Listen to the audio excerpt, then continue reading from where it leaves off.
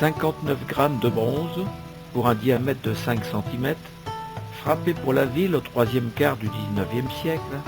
L'avers de cette médaille représente les armoiries de Péronne telles qu'elles ont été adoptées lors de la délibération du conseil municipal du 9 février 1729. D'azur au paix gothique couronné d'or, accosté de 2 fleurs de lys d'or, la troisième en pointe. Support de chien griffon. Signé, couronne murale défendue par une pucelle tenant une épée nue et une banderole sur laquelle se lit la devise Urbs Necia Vinci. On peut aussi y voir sous l'écu, parmi les motifs de décoration, à gauche, une gerbe de blé, représentant les plaines du Santerre, et sur la droite, des roseaux, évoquant les étangs de la Somme. Au revers de cette même médaille, éditée par le graveur parisien Sterne, nous lisons 6 dates accompagnant 6 commentaires historiques, jalonnant la riche histoire de la ville de Péronne. Les légendes associées à ces dates, inscrites sur ce flanc de métal, méritent des explications qui ne peuvent apparaître sur une si petite surface.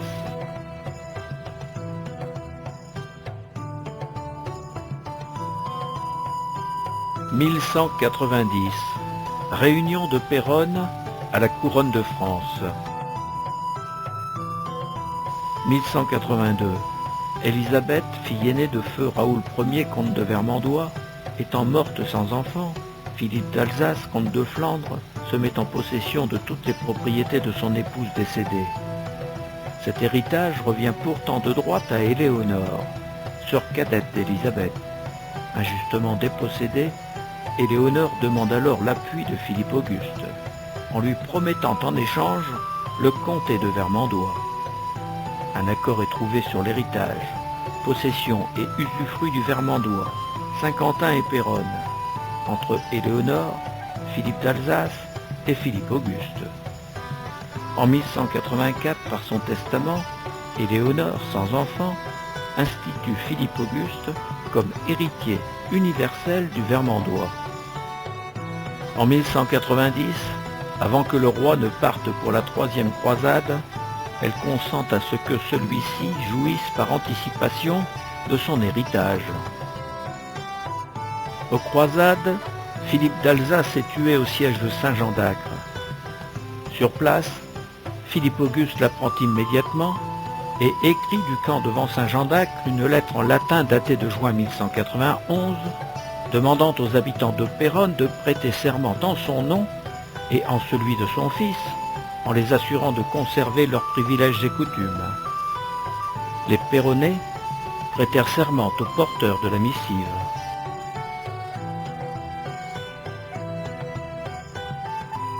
« 1209. Péronne érigée en commune.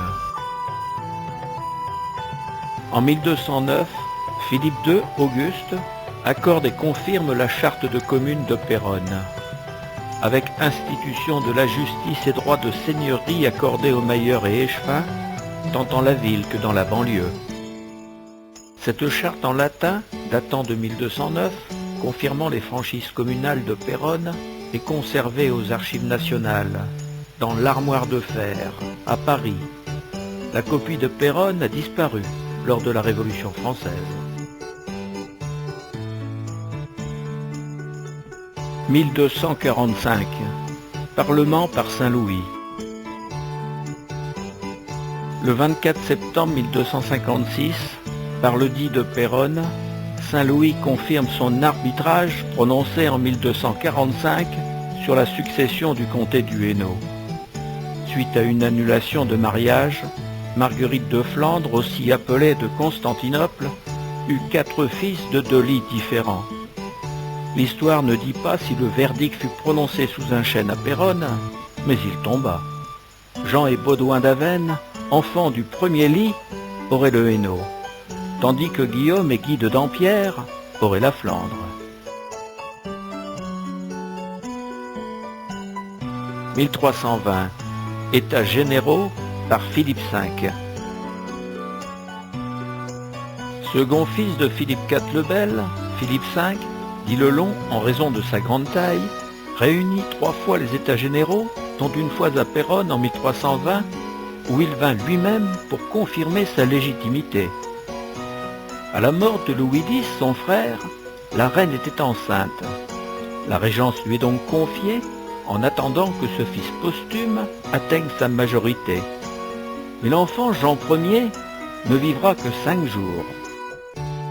Le régent s'empresse alors de se faire sacrer roi à Reims en 1317. Cela déplut fortement à Jeanne de France et reine de Navarre, 5 ans et demi, la fille de Louis X, feu son frère, et à sa grand-mère Agnès de France, fille de Saint-Louis. Philippe V réagit et s'empressa de réunir les États généraux pour confirmer que par un article de la loi salique, primogéniture masculine, promulguée sous Clovis il y a 800 ans et jamais appliquée depuis, que les femmes ne pouvaient monter sur le trône.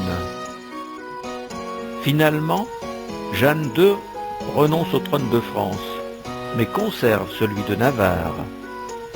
On peut aussi noter que Charles de Valois, frère de Philippe IV le Bel, fut lui aussi écarté de la couronne. 1376. Concession d'un beffroi. Sous Jean II le Bon, 1350-1364, les Péronnais arrogants perdent leur beffroi et leur charte de commune. Le fils de Jean II le Bon, Charles V, dont le règne sera illustré par Bertrand du Guesclin, pardonna et rendit à la ville ses prérogatives. Ce beffroi fut élevé après que Charles V eut rendu la commune aux Péronnais, comme on le voit dans la charte de 1376, conservée aux archives de la ville. L'arrondissement de Péronne, Paul de Cagny, 1844.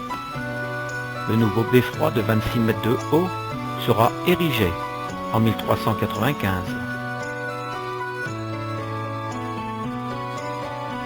« 1536. Siège par le duc de Nassau. En 1536, le duc de Nassau, chef des armées de Charles Quint, est arrêté devant Péronne. À la tête de 60 000 hommes, bourguignons, allemands et flamands, bien décidé à réduire ce colombier, il investit la ville et en fit le siège. La vaillance des défenseurs, Lamarque, Cesval, Sarcus, Humière, Damartin, Estourmel, est exemplaire. La population n'a pas démérité. Une brèche ouverte le jour est aussitôt comblée la nuit, par un travail acharné et périlleux. Finalement, Nassau, le 11 septembre, lève le siège qui aura duré 32 jours. Le colombier était habité par des aigles. Après 1870, une autre médaille sera frappée pour tenir compte des derniers événements tragiques. 28 décembre 1870, bombardement par les Prussiens.